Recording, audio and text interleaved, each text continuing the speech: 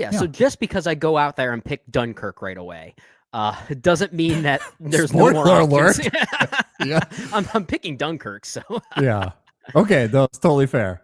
yeah, yeah, and I Um, feel like that was the one you were probably thinking of. That yeah, of seems to be the course. most Yeah. crucial. I remember when this film first came out, people were a little bit hesitant about the fact that it was a PG-13 movie under 2 hours, but then of course Christopher Nolan comes out with a movie that once again manipulates time in the Christopher Nolan way that we're used to, but in a way that's more not even just thematically crucial, but also emotionally crucial. The way these three stories converge in a narrative that is one of the most inventive war films, not just of this time, but of many eras, I would say.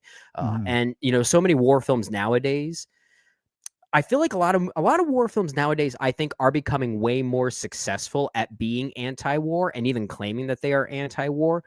Back in the day, many decades ago, I feel like that was there was definitely more of a glorification, an inadvertent glorification of war. But Christopher Mhm. Nolan's Dunkirk, and given just the narrative framework of it and the non-linear structure, just adds a level of devastation to it that I haven't really felt in a war film since, even Yeah, beforehand. And that just makes it such a unique experience. So Christopher Nolan, Dunkirk, one of his best films, certainly top three for sure. Yeah, I think definitely one of the premier ones we have to consider here. for sure. For sure. Yeah, and that would have easily been my pick for this as well. I think that is Yeah, easily the best war film of the 21st century. It is one of Nolan's very best films. I love it. Masterpiece. good stuff. Okay, so that one is off the board. I am struggling here a little bit because we're obviously at the beginning of this. There are so many great films here on the table. And the other caveat, just to throw it out there again, if you've listened to any of our other previous drafts, we have talked about it. But to reiterate, because ultimately we are going to put this out to everybody to vote on, there's Mhm. always that battle of greatness and quality versus its commercial appeal. What we think will get the Th vote. That's a great point. There are some films I might pick pretty early if I get the chance to on this list that I will openly admit maybe I don't fully love, and that's because I Yes. think it'll garner a vote. That's Yeah. as simple as Yeah. that. Yeah. And look, I especially want to emphasize that at this point, even early on, because one of the two I'm about to pick absolutely has the critical and analytical and cinephilistic vote. I Cinephilistic. don't, There's a word. I love that. I know. I love it. You I've just been made that using it up. a lot. We Yeah. should get the encyclopedia on the line here. But I don't know about its commercial appeal. That could be a little bit polarizing. And not that Okay. people don't like it as much as I think people would like. There's more popular films, Sure. is what Okay. I'm trying to say. Okay. But it is so good. I might take it anyway and hope for the best. My first film here is Zero Dark 30. That is going Damn to you. be the film I that wanted I this one think, so bad. yeah, Zero Dark 30. This very much like Dunkirk, and I would argue the same thing with Dunkirk.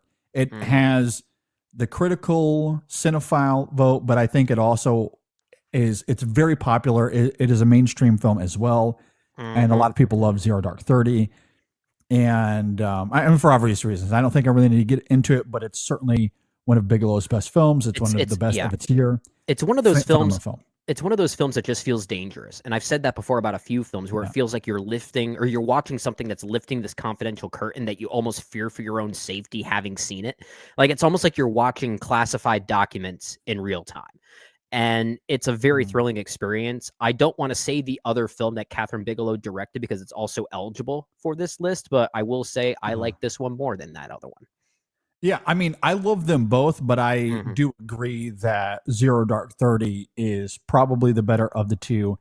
I do think it's one of the best films of 2012, even of that decade. I think it's an It's absolutely terrific movie. of those yeah, of those that I've seen, it might be my favorite Catherine Bigelow film. It's between that and Point Break. Yeah, yeah. I don't want to downplay Point Break. It is really great, and it's been a Mhm, minute since I've seen it, but it certainly comes down to those two for me, mhm. for sure. Love both of those films, and obviously Alex Garland's Warfare owes a lot to Zero Dark 30. There's Yeah, a lot to yeah. compare, at least when it gets to the warfare aspect that you see at the end and the pragmatism that Zero Dark 30 shows. That is very Absolutely. much a formula that Warfare tries to follow in many respects. So, love Zero Dark 30. That is my first pick here. My second pick, and this is where I don't know if I'm going to have the commercial appeal, but Okay. hopefully the cinephiles out there listening will agree with me. I'm going with Letters from Iwo Jima. That's a great Clint movie. Eastwood's masterpiece is going to be my second pick here. And a lot of this honestly comes down to just I want what I consider the best films early on. I Mhm. understand that this won't have the same commercial appeal as others that we'll for sure get into as this conversation goes.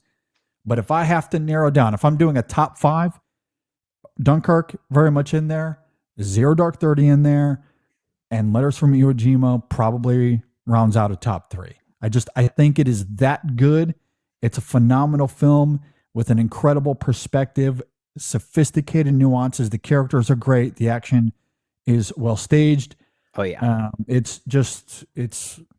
It has this epic feel and quality to it. It's obviously large in scope, but I think bubbling underneath is this incredible intimacy and emotion that is just lightning in a bottle as far as Eastwood goes. I mean, really, that whole time era was that for Eastwood, but He Letters was from Iwo spoiling Jima us a is, bit. yeah, absolutely. Letters from Iwo Jima, though, is one of his very, very best movies for sure. And I couldn't not pick it here I when it's yeah, available to me. I may have picked it next. Have you if you pick something different, I probably would have gone with Letters from Iwo Jima as one of my next two picks here. Yeah, So I honestly can't blame you here. I agree with you. It is one of Eastwood's best films, certainly top five at the very least. Maybe even arguably his best directorial achievement as far as just the technique of it is sure. concerned. I mean, I'm still always going to say Unforgiven is probably his best overall movie. But there's something about the craft of Letters from Iwo Jima that I just don't think he's been able to match ever since, I agree. before Yeah, or after. I think it's great yeah, stuff. yeah, yeah. Love it, love it. All All right, right, back so to you. snaking back to me. And of course it gets tricky here. The next one I'm going to go with is it's one that I feel like is a popular pick. It's one that I feel like will be hopefully one that just garners some votes. And this is something like I said earlier. Not every pick that I pick, and same with you, not every pick that you pick, JD, is necessarily a film that you like or even love. Um, this is a film I do quite like, but I don't openly love it like most other people. It's actually a film I think kind of fizzles out by its final chapter, and that's Quentin Tarantino's Inglorious Bastards. But See now, yeah, I this one falls into a gray area. I probably should have brought this up before we even started having the conversation because it does fit the criteria and it also doesn't simultaneously. I think Which I think it more fits than it doesn't. I think the backdrop of this film, World War II specifically, is so strong and so crucial that I feel like it's too important not to overlook, and okay, that's ultimately why I'm considering it here. Even though, maybe to your point, and I'm assuming this is the point that you are probably going to make as to why maybe it doesn't quite qualify, is that it is very much a revisionist history movie. It's yeah, not. It's yeah, not real. it borderline falls into sci-fi.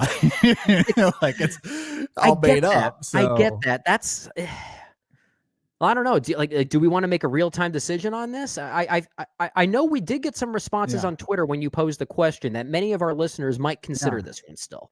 And if and I'm, our listeners are probably very much smarter than we are. So, Yeah, I mean, uh, I'm not against it. I'm just, I don't know. It is weird when we're drawing a line in the sand. mhm. This film, it tiptoes that line. It does. You're Uh, not wrong.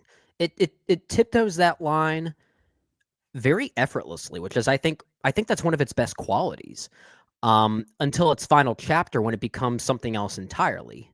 Uh, yeah. but Well, look, I think we can consider it. A lot of people yeah, love this a film, lot of people love and it. And even so, even if it is an example of revisionist history and much of what happens is untrue by the end, it's still a reflection of how people were feeling because of a real situation. Yeah, So for sure. Yeah, I think the emotional realism is still there, even if the yeah, historical realism is not. yeah. And like I Totally said, I fair. think yeah, I think that's really why I would still include it. And I know a lot of people love it. I know some people that consider this to be Quentin Tarantino's best film. He even at the time ended the movie by saying it was his best film in a Yeah, very meta way. I sure. don't Yeah, agree. I don't agree. I It don't probably agree either. no, Yeah. it wouldn't even be top 5 Quentin Tarantino for me personally.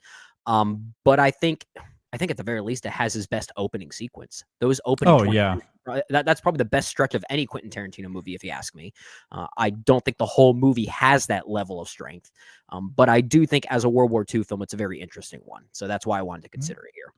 Yeah. I mean, I like it on the whole. It's a very entertaining movie. It's Quentin Tarantino playing with the form as he always does, and Mhm. I do enjoy that. But on the whole, I do find it to be lesser Tarantino, and I know that Yeah. I'm saying that at the risk of losing a lot of people Well, here because a lot of well, people well, love that movie. But I'll back you up. I agree with that statement. So I guess we're both going to be guilty of losing some listeners on that one.